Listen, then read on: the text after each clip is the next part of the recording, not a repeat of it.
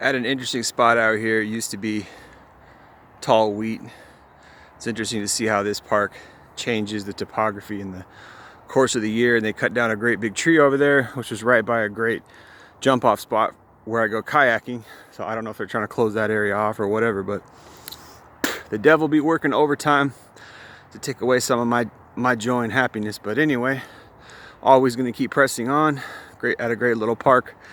But I just want to touch briefly and talk just a little bit about modern female solipsism and narcissism, and particularly how these women think that the world revolves around them.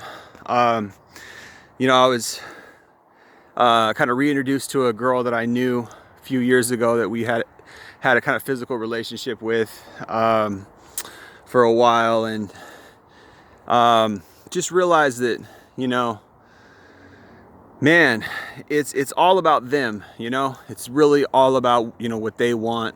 And she was trying to kind of get back with me or whatever, and you know, I'm somewhat, you know, a little more consecrated in my walk with God and things like that.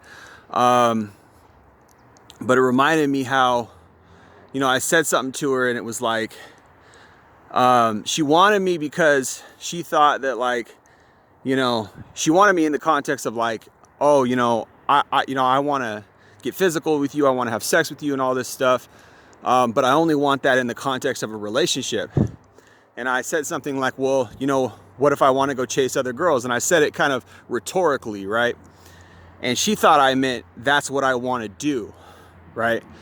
So, you know, which is not what I meant, but during the course of this conversation, she took a lot of what I said out of context, and she sort of ran it through her own little solipsistic, narcissistic filter.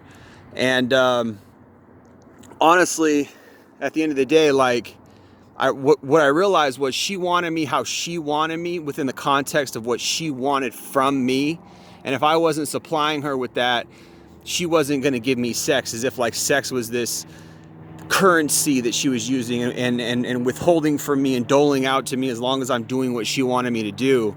And it was just like so selfish. And also during the course of that conversation, she had mentioned like, oh yeah, you know, when I was younger, I went out and had this, you know, phase in my life. I had this hoe phase where I was out just, you know, running through guys, and I slept with like 50 or 60 guys. And I'm like, I didn't say anything, but it's like, she just doesn't know how unattractive that is to a guy, you know, to say something like that, because it just sums up and reinforces everything we know in the red pill, which is that, you know, these women are out here riding the cock carousel, and then they want to come settle down with a guy how they want him. But when she realized, or when she thought that I was going to go out and chase other women, all of a sudden she didn't want me anymore. And it's like, you're just selfish. Like, you don't really care about me.